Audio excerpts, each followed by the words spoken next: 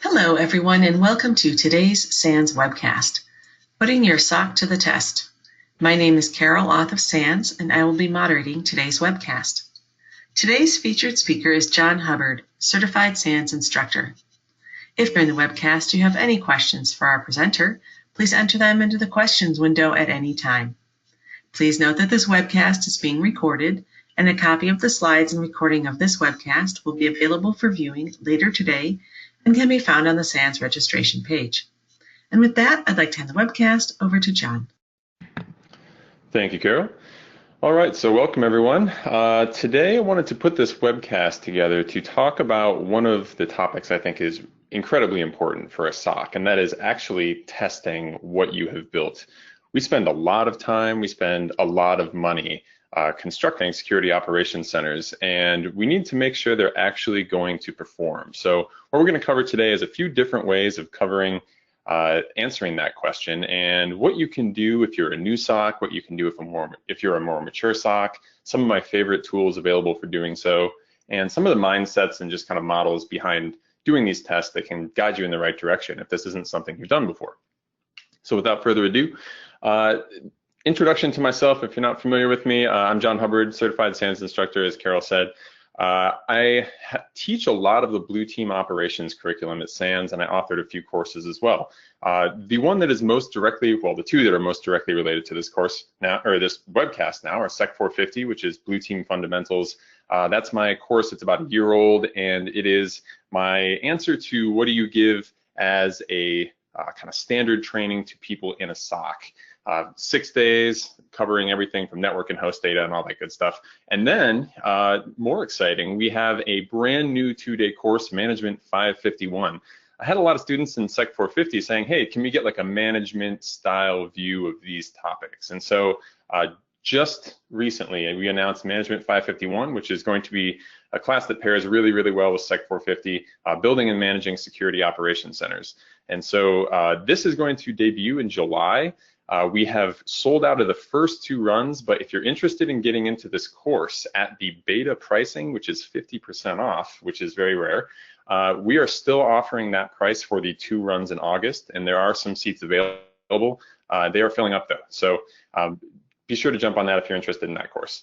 Other than that, I teach 511, 555. These are all the Blue Team Ops courses, so this is kind of my wheelhouse. I've been a SOC manager, SOC analyst. SecHub on Twitter is my handle there if you want to follow what I'm doing online. One other really exciting announcement, we have just created a brand new podcast. We're calling it Blueprint, and I'm going to be the host of it. It is a podcast where I'm going to go out and find some of the people doing the most interesting stuff in Blue Team space, cyber defense, right? Those who are working on data science, those who are doing data analysis and cyber law and just everything. We have a bunch of really exciting guests kind of ranging all over the map, but all with an entire focus on one, being very, very efficient. It's going to be about a half-hour long podcast per episode, trying to teach you a new concept, bring you a new tool, give you a new view on something that you may not have heard about before from someone who is an expert in that particular area. So right now, the trailer is already posted on Apple Podcasts. It's on Spotify. You can subscribe right now. And I would love if you are interested in listening to it, to do so. I would really help out the podcast. We're going to start launching episodes starting next week on Wednesday. The first episode or 2 should drop then, and we're going to do 1 a week from there on until the first season is done at 10 full episodes. So very exciting stuff. All right, onto the webcast. The Blue Team. To frame this whole thing, right? What is the goal that we're going for? We really want to, in an ideal world, detect any adversary we may go up against in all stages of their attack. And any attack that they may try to launch, we want to have full coverage of the entire kill chain, right? We have recon, weaponize, exploit, C2 action, all this good stuff. And the thing about these is we want to catch them as early as possible, up in these early stages. If you're modeling on the kill chain or whatever, it doesn't really matter. But you want to catch it early as possible, because as I have down here with the money signs, of course, things get more expensive as they progress. And so the point of testing is not just will our tests work, but it's detection work, but it's detection coverage. Do we have coverage of detection, not just for command and control, but the exploit stage, delivery stage?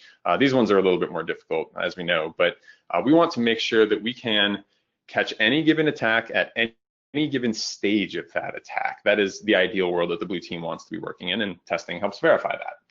So you as a SOC have probably gone through all of these exercises, right? You have gathered threat intelligence and you've said, all right, who is our enemy? What do they want from our organization? How are they going to try to get it?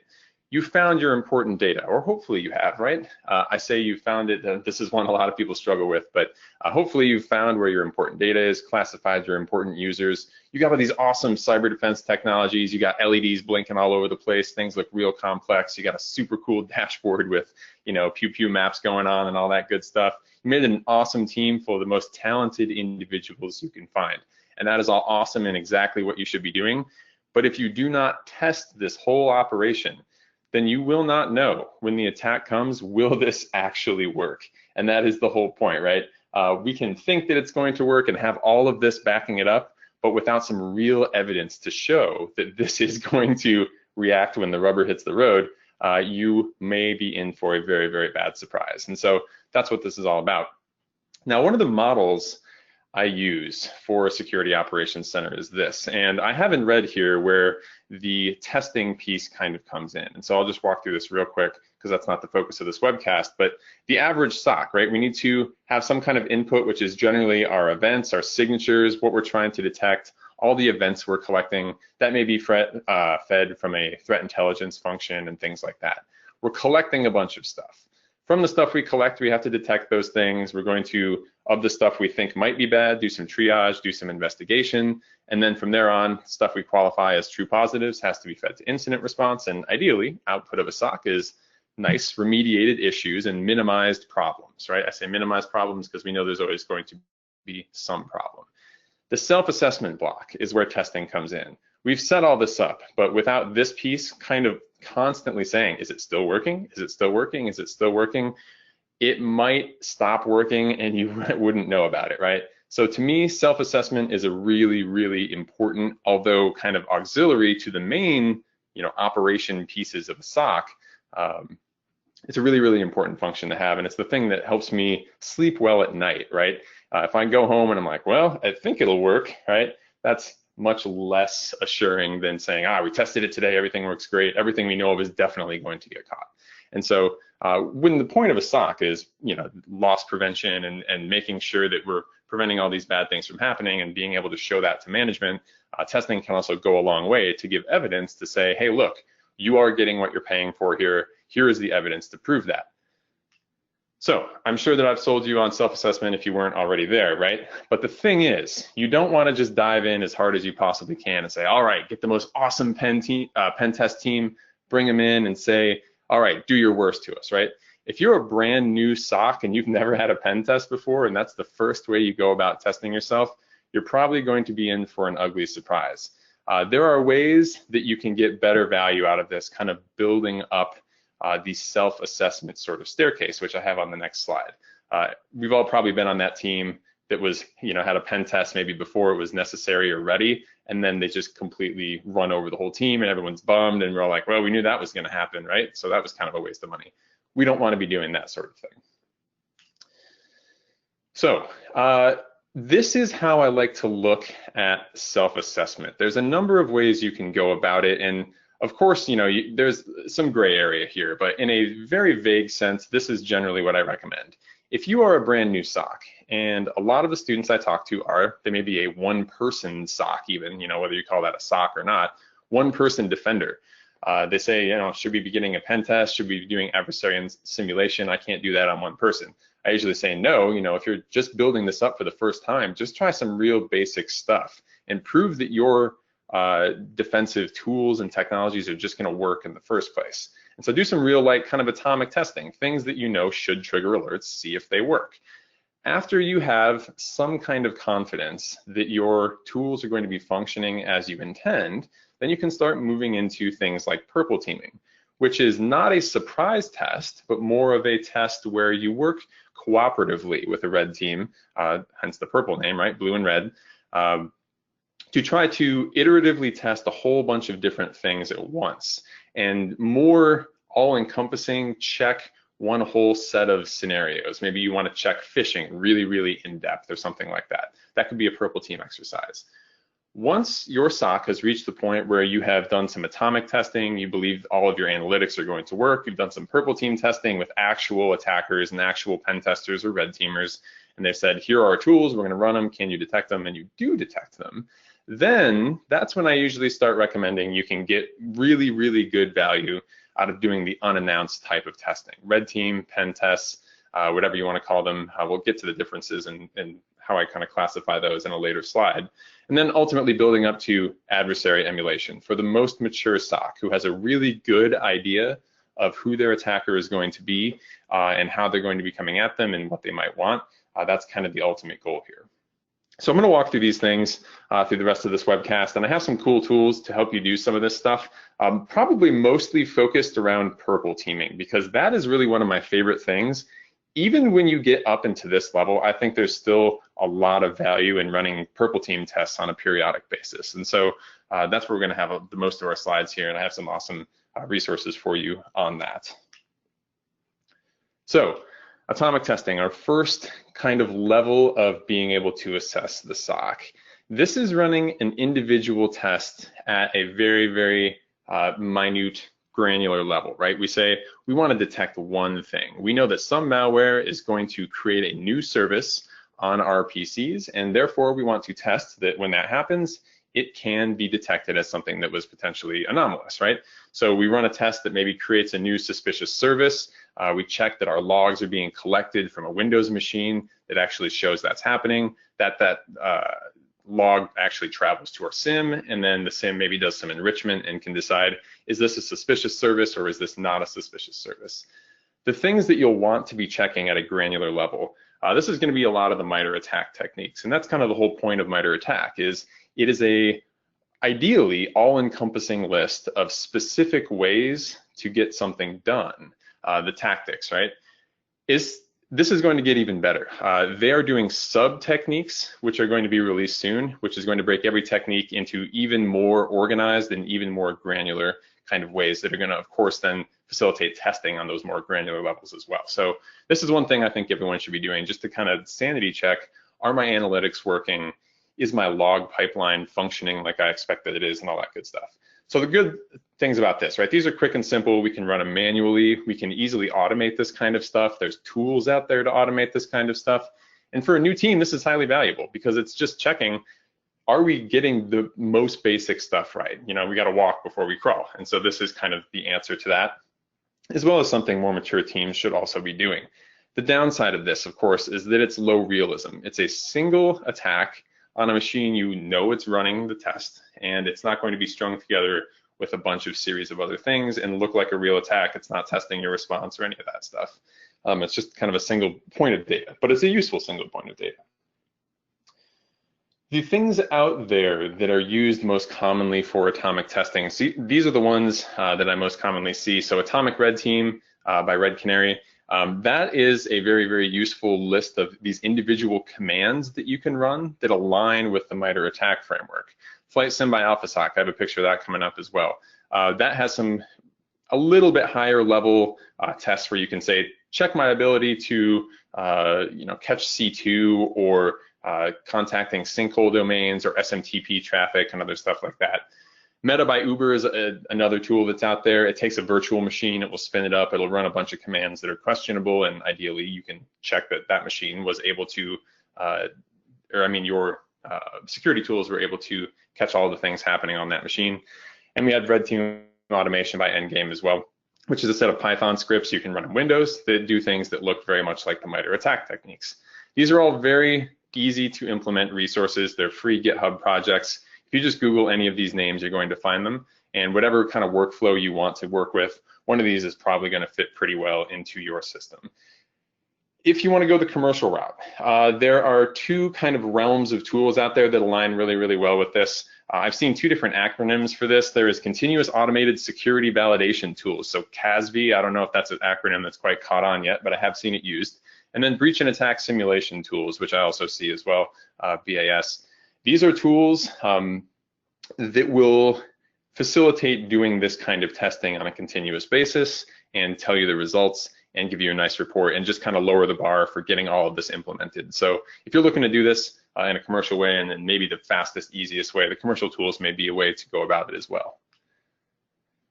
So here's Atomic Red Team. If you go into GitHub, Atomic Red Team has a big list of a whole bunch of techniques that you can just look at, kind of like a little encyclopedia of things that you can do to test on an atomic level. So this one is creating an account on a Linux system. It says, we're just trying to check if you add a user to a system and that user is unexpected, will it trigger an alert? And so they tell you down here, what are the commands that you need to run? And so whether you want to automate this command being run or just run it one-off as yourself, doesn't really matter, right? You drop this onto any Linux machine in your environment, and ideally, what should happen, at least in my opinion, is something should, pick up that log, send it into your SIM, and then what I like to do for user creation events is check it against a list of accounts that I've already established is supposed to be creating accounts. So you know who those people are who are Active Directory admins and things like that, who are creating new usernames when they are made. If there is a user being made and it's made by a person that should not be making that username, or it's a username that just doesn't make sense with your standards or anything like that, right? All of these kinds of anomaly checks, you apply them, and ideally you get that alert that says, hey, someone just ran something bad, and you can sleep with confidence that this is going to work. It also tells you how to clean up what you've done after the fact. And so you can kind of page through all of these things, run these individual commands, there's the explanations and all this good stuff that comes with it. Great resource there. Here's another one. This is Network Flight Simulator by SOC. This is a little executable that you can run like this. This is a picture of me running it just yesterday here. Flight sim, run, and then the name of the test if you want to run just one, or you can run all of the modules at once, of which there is a bunch. I ran the Sinkhole test here, and what this does is it just connects to a bunch of known but sinkhole domains. So things that were previously bad and should have been on some kind of blacklist, and then therefore should create some sort of log in your system and then tell you, hey, someone's connecting to a sinkhole. So in this case, what are we checking, right? It's connecting to random looking domain, .cc, .me, questionable TLDs. Most people are not visiting TLDs. Most people that are CC or that are .me, most people are not going to random places. So ideally, this would be checked by, do you have a way of picking up random domains? Do you have any kind of thing that's raising the suspicion of connections to TLDs that are atypical, things like that? And then down here, we have connections directly to a bunch of IPs and ports. Now, the ideal situation for most organizations is going to be an outbound firewall deny rule. So what you should have happen here is these connections attempt to get made, maybe a host firewall catches the attempt, or your network firewall blocks the attempt. That log gets written, that log gets collected by your SIM alerts you that someone is trying to connect outbound to a known bad IP address on things like 3117 or 8000 or 5900 or really anything, right? If you have a default outbound deny kind of stance, it's very easy to use these kind of tests to identify people that might be infected, because all legitimate applications that are configured correctly should be using a proxy and therefore won't hit the firewall, and this would ideally make a bunch of noise. And so this is one of those tools that can help you simulate this happening and just do an atomic test on this sort of thing, as well as all the other tests that are built in besides the sinkhole test. Now, purple teaming. This one is, like I said, what I wanted to focus on for this webcast, because it's one of my favorite high value things to do in a SOC. To me, and I know you can of course define all the stuff I'm talking about in this webcast in different ways. I'm talking about the ways that I most commonly see it and the way that I like to run them. Purple teaming to me is a cooperative exercise focused on rapid improvement and testing defenses. So here's how it worked in my previous kind of SOC experience. We would get the SOC and the people from it, and we would put them in a room, and we would get the red team, whether they were external, internal, or whatever, and we would make a day of it if we could. We would have everyone sit down in a conference room, and the red team would sit on one side of the table, blue team would sit on the other side of the room or whatever, and we would come up with certain things that we wanted to test. And typically we would call these campaigns. So maybe we want to check phishing, or maybe we want to check our ability to catch lateral movement. And so we would say, all right, today we're testing phishing. The red team then says, all right, here's a whole bunch of things I know that are my tricks that I use in real pen tests that conceivably should work in any normal environment that might work for phishing. I'm going to launch them against your organization. And then the blue team sits there and they know that it's happening, which is good because you know that the evidence should be there, but it's also kind of a downside in that it's not testing the response process, but this is not the kind of test for that. We'll get to the other kinds of tests that do test response and unannounced test in a moment. All of those tests get run, right? And so with every version of how you can run a phishing delivery, right? You can send a link, you can send malicious files of tons and tons of types and all that good stuff. The blue team has a chance to say, did we catch this way of phishing, phishing type A, B, C, D, E, F, G, all of these things. The other really cool thing about purple teaming is it doubles as a really, really high value training exercise, especially if you have new people in your SOC that were just hired. Running a purple team test is not only testing your defenses and your detection capability, but it's also going to show your team members what a real attack looks like on your real equipment in your environment, which is the best possible training you can deliver, right? It's exactly the tools they're going to be using. It's a quote unquote real attack because it's pen testers doing the real thing like they would, which is basically the same thing an attacker would do. The only thing not real about it is it's coming. And so the blue team can sit there, go through the SIM, say, yep, I found that one and it was blocked. Yes, I found that one, but it wasn't blocked, but at least we found it, or we totally missed it. And so every type of individual test you run, you put into those single things. And so that's kind of how I run it, right? We gather the red team, the blue team in a room. We prioritize the tests to run for that specific purple team assessment. We run those real tests and we go through them, and then we say, did we find it or did we not find evidence of that attack? And then go from there.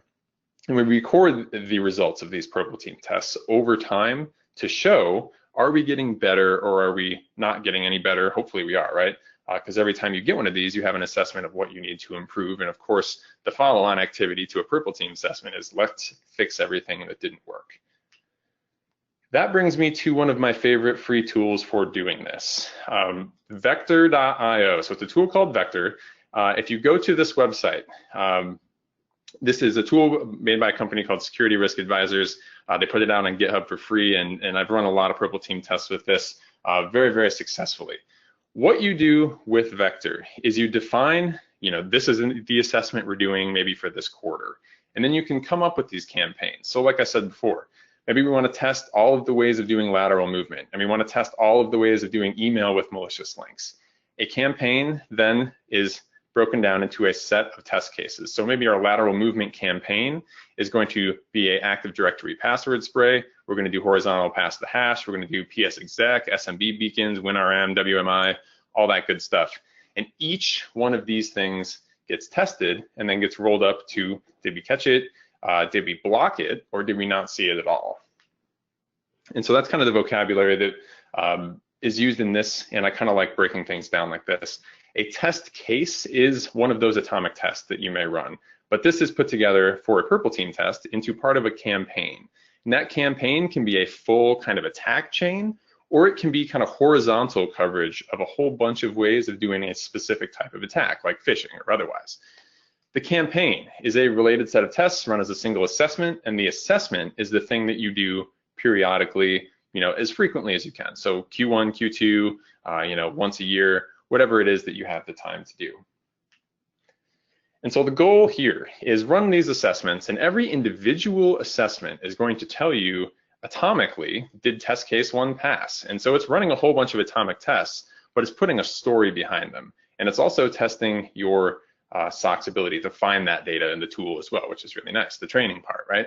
So we run these campaigns, A and B, we get our results from each individual test case, we can fix our problems. And all of this gets wrapped up into a report for your Q1 assessment.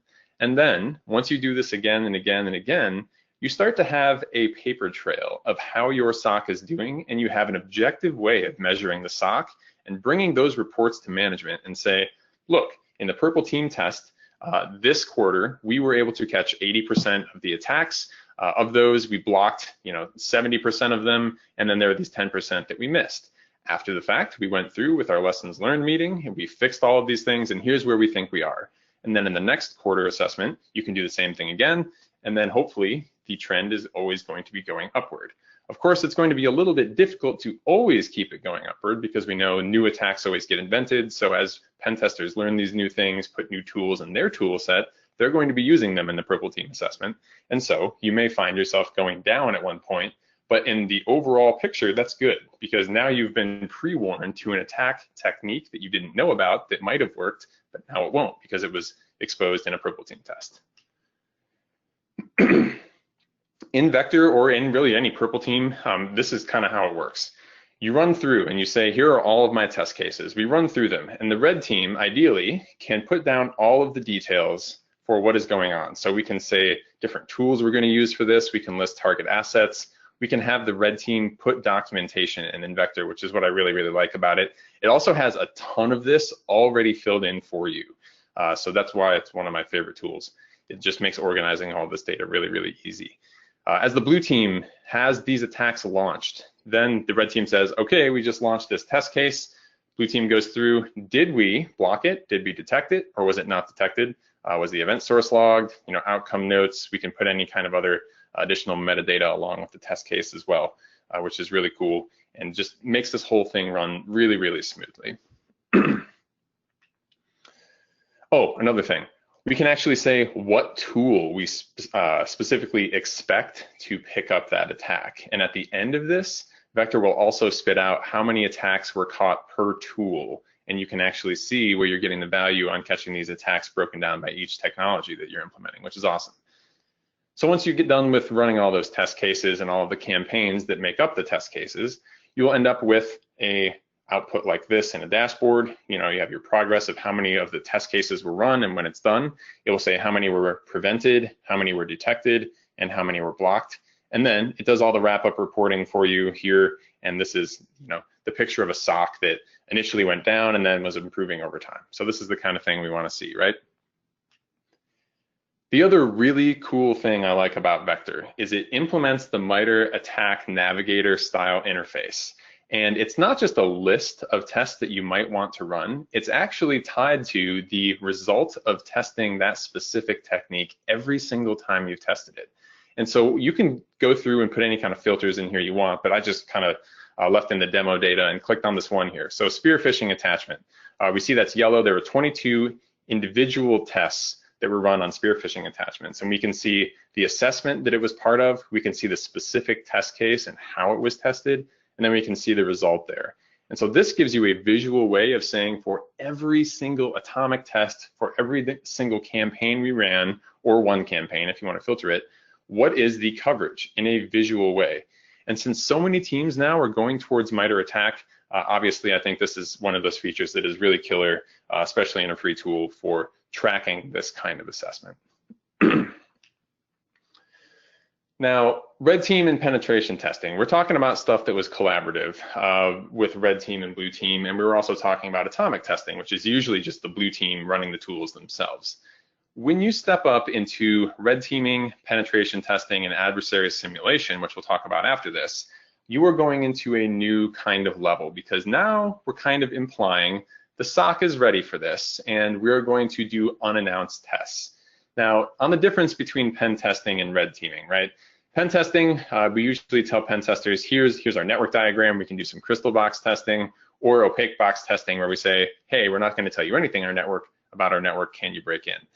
Penetration testing, at least in some circles, I guess you would say it's broader coverage, and you say like, go attack us, right? And see what you can come up with. And it's kind of a risk assessment for what can the attacker do in the environment, how easily can we be breached, with maybe less of a specific try to do this. The red team exercise, I define this as more of a penetration test with very specific goals that are going to be high impact to the organization. So we can say, we are a manufacturing company and we have this one production line. We want to know, red team, if you can find a way to get into this production line and make a change to the way that some step is done in a way that would endanger the product or endanger the people that are working on the line or whatever it is, right? And so we call these things flags, and the red team tries to work towards those flags. And so whereas a penetration test is often more broad and saying, what can an attacker do? How easily can we be breached? Is there anything we missed? Unpatched servers sitting on the internet or otherwise? The red team is going to be, can we detect and respond to a very specific, unexpected attack with high impact? And so that's kind of how I do the breakdown between these two. Of course, you can kind of argue either way, but I like that kind of definition and breaking it down. The difference, the biggest difference between these kinds of tests and the first two are that they are unannounced. The blue team often does not know they are coming, which is awesome because it gives you higher levels of realism. The purple team is meant to test detection, and it's not meant to test the blue team's ability to assess an alert and go in and say, is this real or is this not? And then if it is real, how do we respond? Pen testing, red teaming will do this because in an ideal world, you will not know that you are being red teamed. You might think it's a real attack as the blue team. And so you're going to go into full incident response mode. You're going to have to assess these alerts for realistic kind of impact and say like, is this a false positive? Is it not? And so it's a more all-encompassing test, but it's something you want to be ready for. The other important thing, it tests the blue team's ops tempo. Real quick on ops tempo, this is a really, really important thing to think about as a SOC. When I say ops tempo, often what I mean is how fast can your SOC go through what is called the OODA loop. The OODA loop is the set of stages that you have to go through in any kind of head-to-head competition. It was invented by a fighter pilot named John Boyd, and it applies just as well to InfoSec. We're looking at our environment, we're observing, we're saying, what do we see? When we see something potentially questionable, we have to say, okay, what do we think this thing is, right? And what are we gonna do about it? We make a decision on what we're gonna do about it, and then we take that action, and then we see what impact that action had. If you have a team that doesn't have good visibility, doesn't have good tools, it's going to be very, very slow to respond. So the red team comes along and they say, hey, we're gonna run through this environment, do a whole bunch of attacks, and the blue team is constantly trying to catch up. They have a really slow OODA loop, and their ops tempo is going to make it very, very difficult for them to respond in any realistic way. That's not something a purple team is going to be able to test nearly as well as a realistic pen test or red team assessment.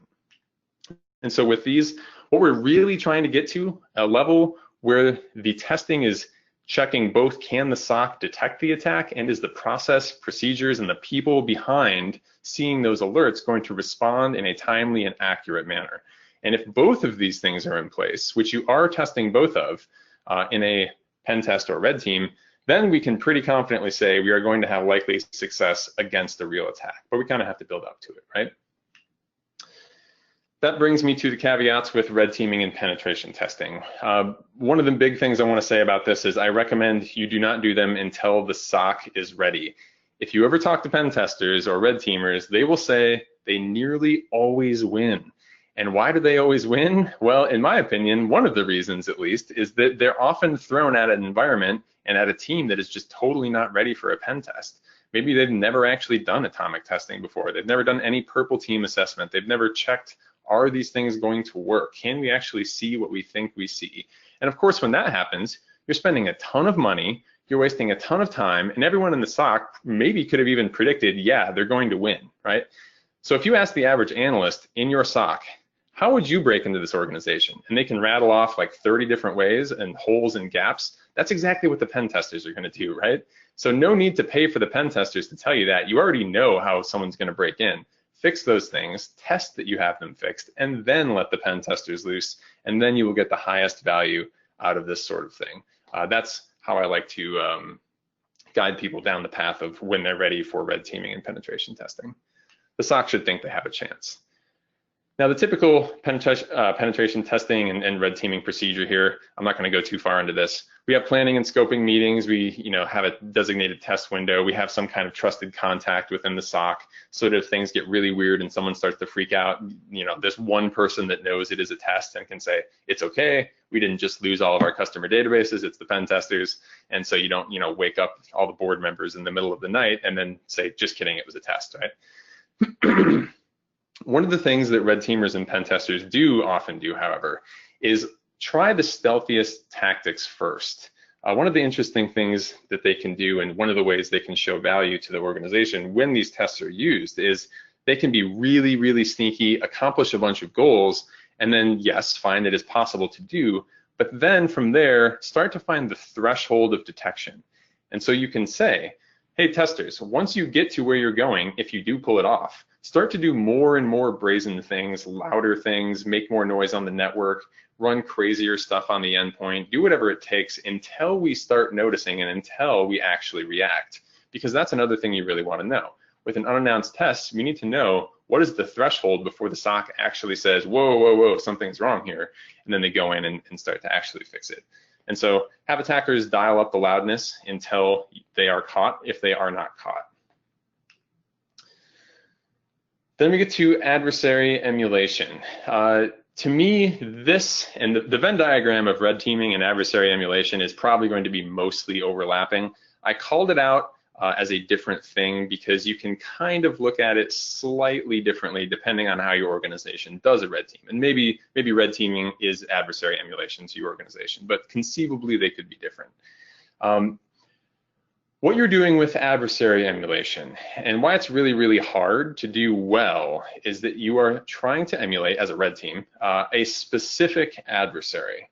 So to pull this off, the SOC and the red team needs to know what is the actual group that's going to attack us. And so ways that they can source this, right? You can look at your past incidents and say, how many people have actually attacked us from APT, 23 before, or APT-CK, whatever it is. And whatever the one's the most common, you can say, okay, we're going to focus on them. We're going to go pull all the reports we can on this particular attacker, look at the tools they use, look at the methods they implement, and then try our very, very best to act like them. And so because of that, this is the highest realism form of a test if you have accurate knowledge. And that is a big assumption, right? We are assuming that any attack group that you are trying to emulate is going to continue to act in the way that they've acted in the past. And we know that reinventing tools and reinventing methods is difficult. And so generally that's going to be roughly true. As opposed to a red team and as opposed to a penetration test, which may say, what can be done by an attacker in the environment, or what can be done to reach a specific asset, this kind of test is going to be checking, can we defend against threat group X? Red team may have gone against, manufacturing line, like I said. With this, we take the specific goals of that adversary, whether there's something that we find to be high risk or not. We may have a group out there, a financial group that's looking for doing ransomware or something, right? We emulate that group's goals, whether or not it's the worst possible case for our company. We're just trying to pretend to be them. Like I said, this one can be the most difficult data to gather, but we do have some good resources for doing this, right? I know a lot of SOCs do not have a dedicated threat intelligence team. I talk to students all the time where the analysts in the SOC are basically doing threat intelligence as well as the roles of the Security Operations Center.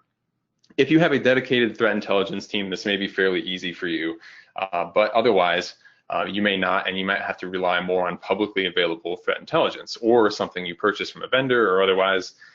The good news is a lot of these attack groups are quite well defined.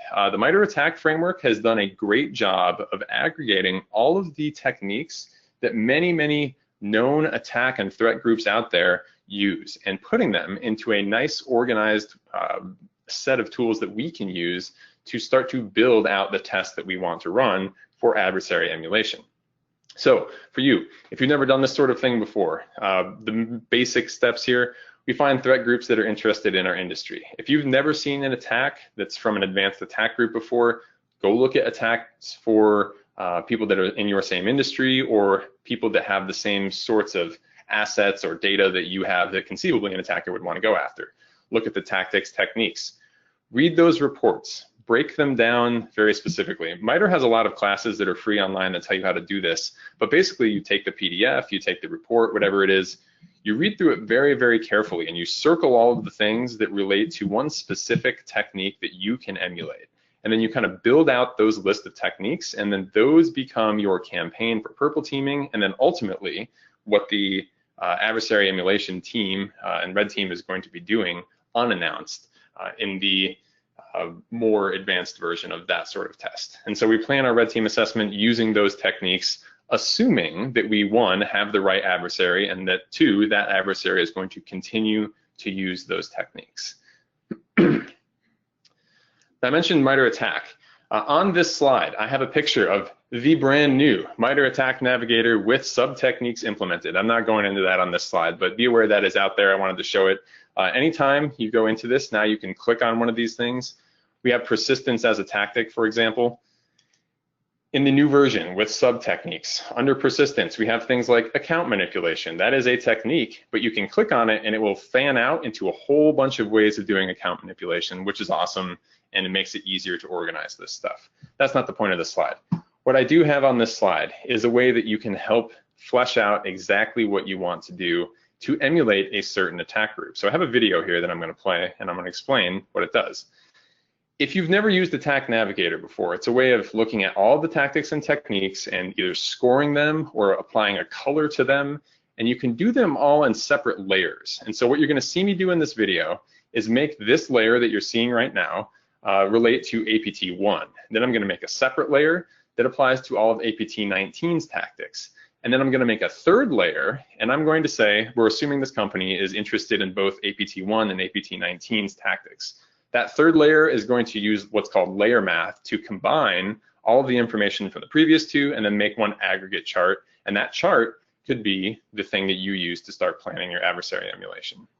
So here's the video. Pretty easy to do. I'm naming the layer here APT1. And in your selection controls, they have this built-in threat groups. All I have to do is hit select on APT1. And then I can say color it. Boom, there you go. These are the tactics and techniques known to be used by APT1. I just gave these items a score of 5 because when you do layer math, it uses the score to do so. Then I go into a new tab, I create a new layer. I'm naming this layer APT19. Again, the information on this has been pre-collected by MITRE and pre-built into Attack Navigator, which is a free tool online. I hit select, I color it so I can see it, and I give it a score. I just use orange for this one, it doesn't really matter. This was just making it stick out on this individual layer. And I give it a score of 5 as well. And then I open a third tab here and I hit create layer from other layers. And this is where in the upper left, you see that highlighted A plus B. That's how you reference the two layers. And so I said, make a third layer out of A plus B. And now what I've got here is all of these things combined. And so what I have to do here to make it a little more visually coherent is I'm sorting by the score. And so you can see here in discovery, that top item, system network and configuration discovery, is the one technique that overlapped both APT1 and APT19. So I sorted by the score because now that on this layer will have a score of 10. And then I'm setting the colors to be lower numbers are green, higher numbers are red. The white layers, the white techniques just had no score. And so in this 1-minute video here, I have just now collected from open source intelligence that MITRE has already put together for me, the tactics that APT1 uses, the tactics that APT19 uses, and how they overlap. And from this, you can start to build out an adversary emulation plan. So if you were doing your threat intel and found those two threat groups were the most applicable to you, you can now go in, do this exact exercise, and these are the things you're going to want a purple team. These are the things you're going to want to do atomic testing for. And these are the things you're going to want to focus on for an unannounced red team adversary simulation style test. And so this is a really, really powerful tool for doing so. If you just Google Attack Navigator, you'll find it very, very intuitive and pretty easy to use once you know that this is the workflow.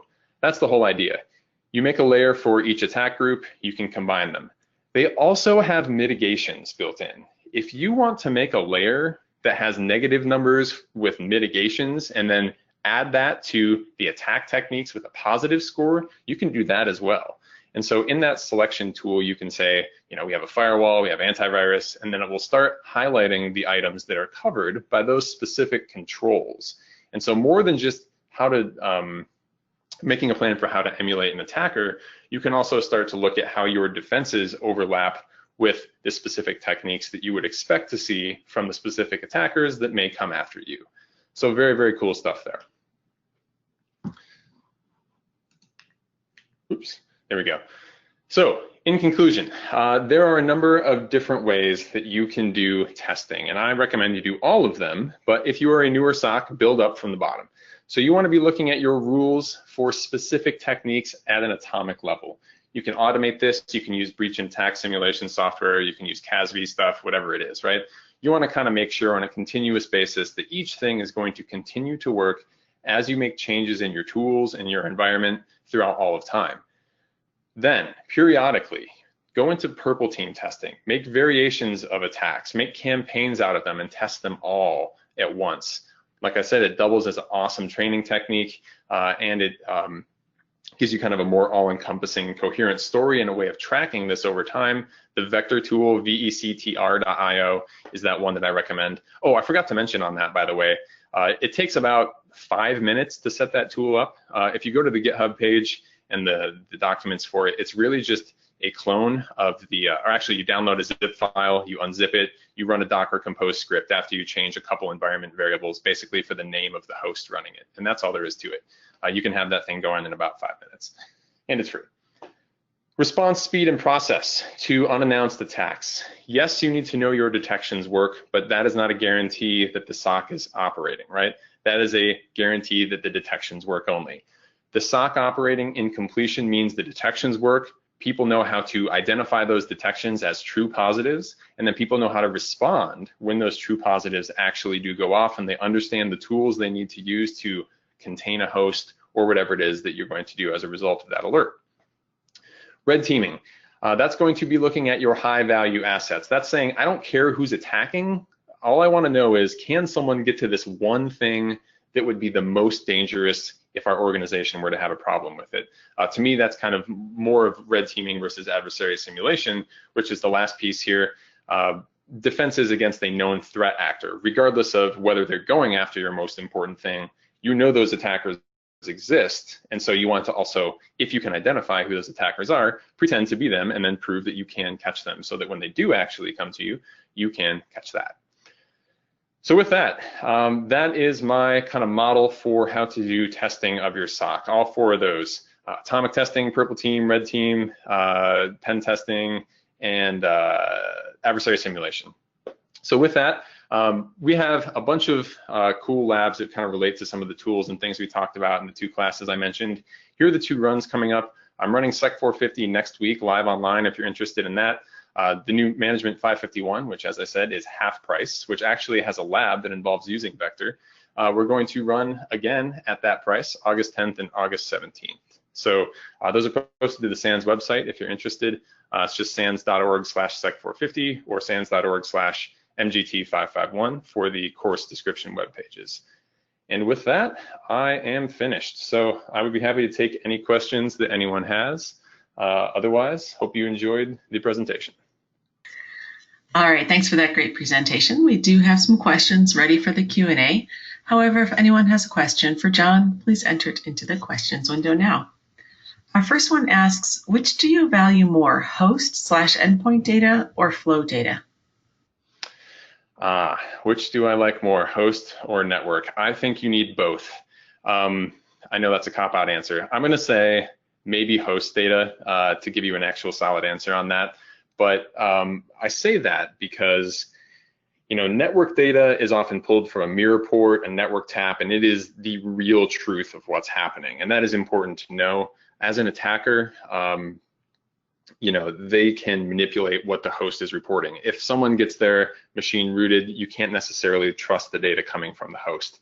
That being said, in most cases, that is not done. And so host data is going to be more granular. It's going to give you what processes are running a certain thing, what processes are generating network traffic. If you have malware and it's generating traffic, right, your firewall can tell you, hey, there's someone trying to connect to something on, you know, port 4444, but it doesn't tell you what process it is. Your host firewall can tell you that, your EDR can tell you that. And with encryption coming on, with DOH and TLS 1.3 and all that good stuff, I think we're going to have to lean more and more on host data as the kind of final solver of a lot of things. But network data you still absolutely need. It may be the starting point more than the ending point, but I still think it's absolutely necessary. All right, thanks.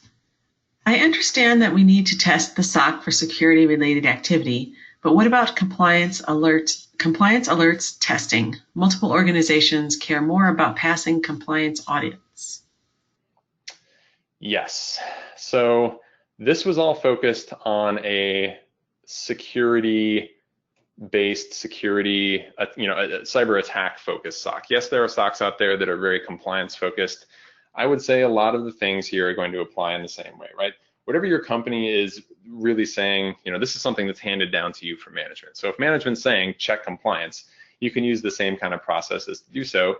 The tools may even be similar in some cases, because I know there's compliance out there that says you have to, check for data access and brute force attacks and all that kind of stuff. So you can use a lot of these tools probably to do that, but I would use the same mindset there in a lot of cases. But my leaning is much toward the SOCs that are doing, cyber attack defense and all of that, just because, that's such a big deal for so many organizations as well. But yeah, compliance is a big deal too. All right, thanks.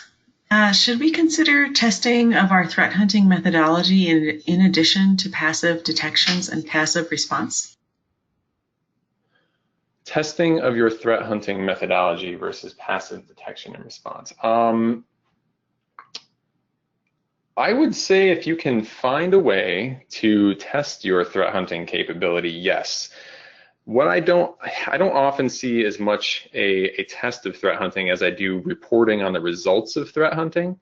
I would say if your threat hunting is documenting what it's finding and you are finding useful things, to me that's pretty successful as a campaign of doing threat hunting as well. Hopefully that kind of answers the question.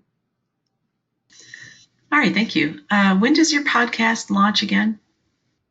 It is already posted on Apple Podcasts and Spotify. So if you go type in Blueprint on one of those, there are some other podcasts that are the same. But if you type in my name or you type in Blueprint Cyber or InfoSec or one of those other keywords, you will find it.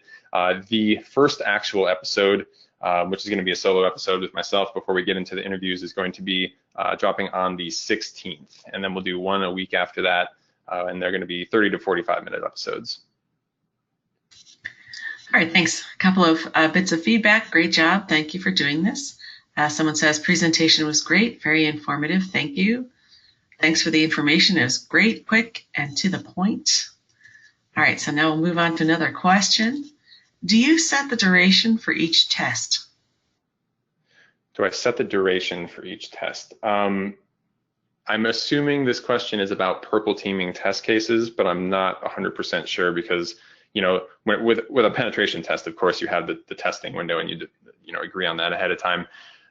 With test cases, it's not usually so much a duration issue because pen testers and red teamers that are doing a purple team test with you will often have all of their tools ready to go, whether they're using Kali or whatever it is.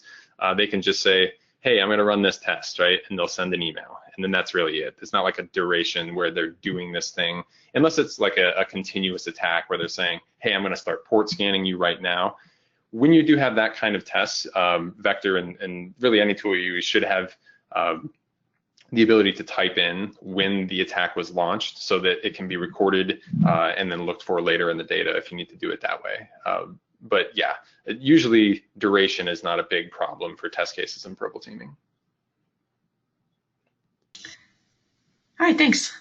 Do you see threat hunting program to be included as part of SOCs or run as separate parallel programs? To me, there's a larger discussion to be had here about what is under the umbrella of the SOC and what is not. And ultimately, to me, there is no right answer to this. It's more, what are you trying to optimize for? People say, should threat intel be in the SOC? Should pen testing be in the SOC and all of that? And, really, whatever works in your organization that gets that thing done, that's fine. I don't really care. If it were up to me, I would probably put threat hunting in the SOC purely because most of the time that I've, the way we ran the SOC in my previous job and most of the students I talked to, threat hunting is being done by SOC analysts. And so if you have a large enough SOC where you can separate people maybe doing reactive detection versus proactive hunting, then maybe there's a case to be made to kind of break that out separately. I guess I would just question what is the reason for doing so, and if it's, a lot of times when you separate people in different groups, the communication lines can break down a little bit, and a SOC needs to have really kind of high velocity, easy, fast flowing communication. And so as long as that's not causing people to sit in a different room and not communicate with each other, I don't think it really matters that much. But you can really go either way with that. It's just consider why you're doing it. All right, thank you. Can I run a SOC on purely open source? Absolutely. I did a webcast. I don't even remember when it is now, but I believe it was the last webcast I did. If you go to the SANS archive and just page search for my last name, you'll find it. It was a whole webcast on my favorite open source SOC tools. Real quick, the things I would use for that: incident management system, I'd use the Hive threat intelligence platform. I would use MISP. For a SIM, I would use Elasticsearch. Those are probably the big ones that are out there. And detection-wise, I'd use Suricata, I'd use Zeek. Basically everything that's built into Security Onion. Security Onion makes it deploying all that stuff really, really easy. I know a lot of people from what I see in consulting that use Security Onion with great effect. So yeah, you can absolutely do a great job. All right, thanks, John. Do you know where to point someone with a pricing question? It would depend. Probably not, because I don't really know a lot of salespeople. I can make an attempt at it if they have a specific one that they typed, but I'm probably not going to know. Okay, I'm not sure either. I asked them to reach out to SANS, but just thought I'd check with you. Someone says, keep us posted when you have it again. I know a few SOCs that would benefit from this. I'm not sure what they're referencing, but maybe you do. Read the first part of that again. It cut out a little bit. It said, keep us posted again. When you keep us posted when you have it again. I know a few SOCs that would benefit from this.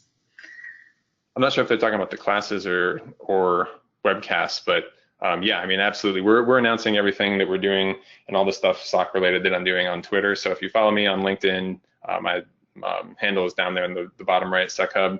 Any of the SANS accounts and LinkedIn, and follow the stuff on there. You will definitely be aware of everything that I'm doing for the community. Okay, yeah, and they clarified they were saying webcasts. Keep us posted when you have a webcast again. So okay. Will do. Okay, great. Do you have any contact information that you'd like to share? So that is so John at Blueprint Cyber is the email address I use for consulting. SecHub on Twitter is the easiest way to probably get a hold of me. Any way that you can easily Google and find me online, LinkedIn or otherwise, you can easily get a hold of me that way. I respond to direct messages on Twitter, LinkedIn messages, email or otherwise. One thing I did just want to say, my next webcast is 2 days from now. It's going to be the announcement and the details on Management 551. So if you want to know more about that course, Friday, same time as this one, we're going to be doing the announcement webcast for that course. All right, great. Let's see. How do you see adoption of insider threats tracked by UEBA tools included as a key SOC function? I don't have nearly as many data points on UEBA. Every time I teach, I do ask about it, and I can tell you the results that we saw in our SOC a couple years ago when I was a SOC manager for a large pharmaceutical company. UEBA can turn up some good things. We had success with it, and students that I poll in class often say that they also are able to find things with it. That being said, my personal experience was that we had to do an incredible amount of tuning, like way more than we expected before we were able to get really good results out of it. And so be aware that it's one of those things that it's going to have to learn what your environment looks like. It's going to have to, pick out what is anomalies and what's not. And it's going to feed you a lot of anomalies, but not all anomalies are malicious. And so it can be a little bit noisier, but it may also pick up some of the stuff that other tools won't. So if you do go that direction, and I do see a lot of SOCs doing it, be aware that it's going to be some work, but you will probably pick up some interesting stuff with it. I know we did, and others have as well.